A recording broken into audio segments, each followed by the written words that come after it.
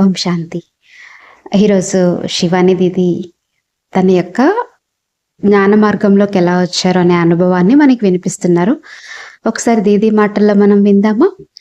ఈరోజు మీరు ఇక్కడ ఎలా కూర్చున్నారో ఒక 23 సంవత్సరాల క్రితం నేను కూడా అలానే అక్కడ కూర్చున్నాను. కేవలం ఒకే ఒక్క తేడా ఏంటంటే అప్పుడు ఇది ఇంత పెద్దగా ఉండేది కాదు. అదొక చిన్న హాల్ మాత్రమే. ఇక్కడ ఇప్పుడు మీరు ఉషా దీది, షీలు దీదీల మాటలను వింటున్నట్లుగా నేను 3 రోజుల పాటు వచ్చి కేవలం వారి మాటలనే విన్నాను. అవును, ఇక్కడ కూర్చుని అప్పట్లో మొదటిసారి విన్నప్పుడు నాకేమీ పెద్దగా అర్థం కాలేదు. కానీ వారు ఒక మాట చెప్పారు, పరమాత్ముడు స్వయంగా చెప్తున్నారు అని. అక్కడ ఉన్న ప్రతి ఒక్కరూ నాతో భగవంతుడే చెప్తున్నాడు, భగవంతుడే చెప్తున్నాడు అని చెప్తూనే ఉన్నారు. నేను ఒక సైంటిఫిక్ అంటే శాస్త్రీయ లేక లాజికల్ మైండ్తో ఆలోచిస్తూ నాకు దీనికి రుజువు కావాలి అని అడిగాను.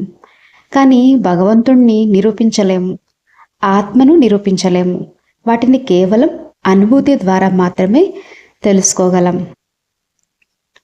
ఇక ఇక్కడ నుండి నా మొండితనం మొదలైంది.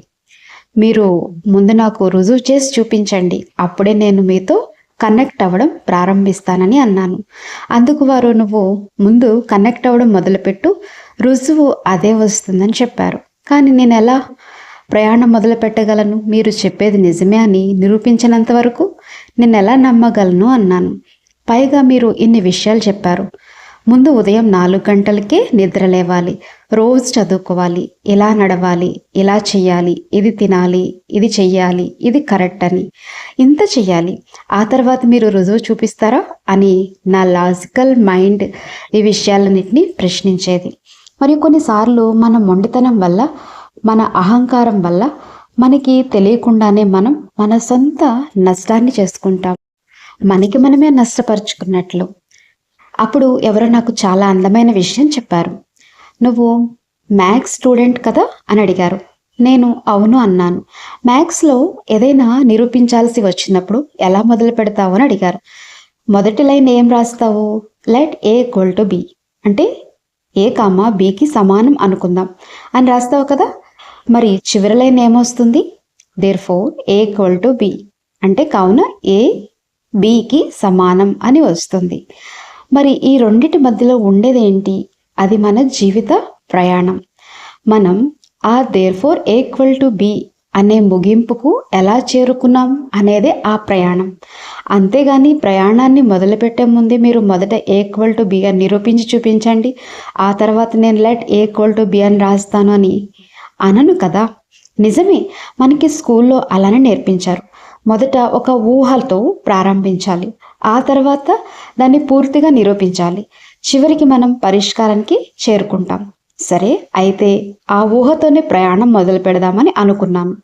అది కూడా కరెక్టే, ఊహతోనే ప్రారంభించడం సరైనదే. కానీ ఆ సమయంలో నా రెండో ప్రశ్న ఏంటంటే, సరే ఆ ముగింపుకు ఈక్వల్ టు బికి చేరుకోవడానికి ఎన్ని రోజులు పడుతుంది అనేసి అనుకున్నాను. అందుకు వారు, అది నీ మీద ఆధారపడి ఉంటుంది కదా. కొందరు ఈ ప్రయాణాన్ని చాలా ప్రేమతో, శ్రద్ధతో పూర్తి చేస్తారు, కాబట్టి చాలా త్వరగా చేరుకుంటారు. కొందరికి కొంచెం సమయం పడుతుంది, మరికొందరికి ఇంకొంచెం ఎక్కువ సమయం పడుతుంది. కానీ ఎవరైతే సరైన పద్ధతిలో సమాచారం రాసుకుంటూ వెళ్తారో వారు ఖచ్చితంగా ఆ ముగింపుకు therefore A equal to బికి చేరుకుంటారు అని చెప్పారు. అలా నా ప్రయాణం మొదలైంది. నా మొదటి నెలల్లో కొందరు నన్ను చాలా ప్రేమతో అడిగేవారు, మీరు ఇక్కడికి ఎందుకు వచ్చారు, ఏం జరిగింది మీ జీవితంలో అని. ఎందుకంటే సాధారణంగా జీవితంలో ఏదైనా సమస్య వచ్చినప్పుడే ఇక్కడికి వస్తారని అందరూ అనుకుంటారు. వారు అడిగినప్పుడు నేను నాకు ఏమీ అవ్వలేదు, అంతా బాగానే ఉంది అని చెప్పేదాన్ని. నువ్వు ఇంజనీరింగ్ చదువుకున్నావు కదా, దాన్ని వదిలేసి ఇక్కడికి వచ్చావేంటి, ఖచ్చితంగా ఏదో ఒకటి జరిగే ఉంటుంది అని అనేవారు. ఇవన్నీ మన నమ్మకాలు, బిలీఫ్ సిస్టమ్స్. మన నమ్మకం ఎలా ఉంటుందంటే ఇది ఒక జీవితం, అది మరొక జీవితం అని అనుకుంటాం. కానీ ఆధ్యాత్మికత అనేది వేరే జీవితం కాదు. మనకు ఏమనిపిస్తుందంటే ఒకటేమో ఈ లౌకిక జీవితం, కుటుంబం, బంధాలు, ఉద్యోగం, వృత్తి, మరొకటి ఆధ్యాత్మిక జీవితం అని. కానీ వాస్తవానికి ఆధ్యాత్మికత అనేది జీవించే ఒక విధానం. మాతో పాటు ఒక గ్రూప్ ఉండేది. అందులో ఒక అన్నయ్య ఉన్నారు. ఆయన వయసు దాదాపు 45 ఇయర్స్ ఉంటుంది. నేను నా సీనియర్ దగ్గరికి వెళ్ళి, సార్ నాకు శుక్ర, శని, ఆదివారాలు లీవ్ కావాలని అడిగాను. ఆయన సరే అన్నారు. ఆ తర్వాత నేను ఎక్కడికి వెళ్తున్నానో ఆయనకి చెప్పాలి కదా అని ఆలోచించి, సార్ నేను ఒక స్పిరిచువల్ రిట్రీట్ కోసం మౌంట్ అబు వెళ్తున్నానని చెప్పాను. నేను ఆ మాట చెప్పగానే ఆయన అడిగిన మొదటి ప్రశ్న, ఇంత చిన్న వయసులోనేనా, అంతా బాగానే ఉంది కదా అని అడిగారు. ఎందుకంటే మన ఆలోచన ఎలా ఉంటుందంటే, జీవితంలో ఏదైనా సమస్యలు లేక ఒడిదుడుకులు వచ్చినప్పుడే ఇటువైపు రావాలని అనుకుంటాం. కానీ ఆలోచనలు సరిగ్గా ఆలోచించటం, సరిగ్గా మాట్లాడడం, సరైన ప్రవర్తన కలిగి ఉండటం మరియు మానసికంగా శక్తివంతంగా ఉండటం అనేది జీవితంలో ఏ వయసులో ప్రారంభించాల్సిన విషయం. నేను వారికి అదే చెప్పాను. మీరే ఆలస్యం చేశారు అని. దాదాపు 40 సంవత్సరాలు గడిచిపోయాయి. వయసు పెరుగుతున్న కొద్దీ మన సంస్కారాలు కొంచెం గట్టి పడిపోతుంటాయి మరియు ఆ మొండితనం కూడా పెరుగుతూ పోతుంది. ఈరోజు మీరు ఇంటికి వెళ్ళినప్పుడు మీ సంస్కారాలతో మీ పిల్లల సంస్కారాలను ప్రభావితం చేసినప్పుడు వారు ఇలా మారిపోవాలని మీరు అనుకుంటారు. కానీ ఒక తల్లిగా నా సంస్కారాలను నేను మార్చుకోగలనా లేదా అనేది పూర్తిగా నా సంకల్ప శక్తి మీద, నా యొక్క ఇచ్ఛాశక్తి మీద ఆధారపడి ఉంటుంది. ఎలా మార్చుకోవాలో మనకు తెలుసు, కానీ మార్చుకోవాలనే ఆ బలమైన కోరిక మాత్రమే ఇక్కడ అతి ముఖ్యమైన విషయం. మనం నిజంగానే మారాలనుకుంటే ఒకే ఒక ఆలోచనలతోనే మారిపోవచ్చు. సరే, ఇక నా ప్రయాణం మొదలైంది. ఇక్కడ రోజు క్లాసులు జరుగుతాయి. ఇవి పరమాత్ముడి యొక్క ప్రత్యక్ష మహావాక్యాలు కాబట్టి రోజు వీటిని అధ్యయనం చేయాలి అన్నారు. నేను వారిని అడిగాను, దీనికోసం నేను ఏమేం చేయాలి అని. అందుకు వారు, నువ్వు ఇక్కడ 3 రోజులు రోజు ఉదయం 4 గంటలకు లేచినట్లయితే అక్కడికి వెళ్ళిన తర్వాత కూడా రోజు పొద్దున్నే లేవాలి అని చెప్పారు. అలాగే ఇక్కడ రోజు క్లాస్ విన్నట్లు అక్కడ కూడా రోజు ఒక అరగంట సమయం కేటాయించు, మిగతా సమయం నీ పనులు నువ్వు చేసుకోవచ్చు అన్నారు. ఇంకా ఏం చేయాలని అడిగితే సాత్విక ఆహారం తినాలని చెప్పారు. నేను అన్నాను, ఏంటి ఇప్పుడు తినే ఆహారాన్ని కూడా మార్చుకోవాలా అని. అందుకు వారు, మార్చుకోవాలని రూల్ ఏమీ లేదు, కానీ మార్చుకుంటే నీ సాధన లేదా ప్రయోగం చాలా త్వరగా పూర్తవుతుంది అన్నారు.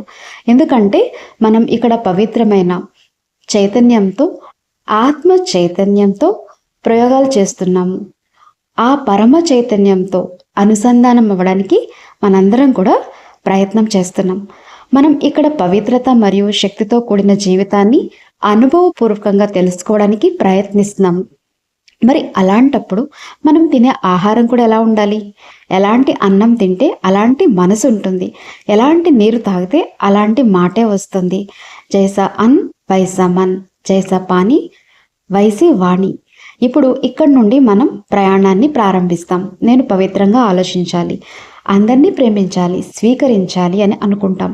కానీ మరోవైపు మనం ఎలాంటి ఆహారాన్ని తీసుకుంటున్నాం, అందులో ఎలాంటి వైబ్రేషన్స్ ఉన్నాయి. ఎలాంటి వైబ్రేషన్స్ అంటే ఏ జీవినైతే బంధించి ఎలాంటి పరిస్థితులైనా ఉంచారో, ఏ యాక్టివిటీలో ఉంచారో గమనించండి. ఏ జీవినైతే బంధించి ఎలాంటి పరిస్థితుల్లో ఉంచారో, ఏ యాక్టివిటీలో ఉంచారో గమనించండి.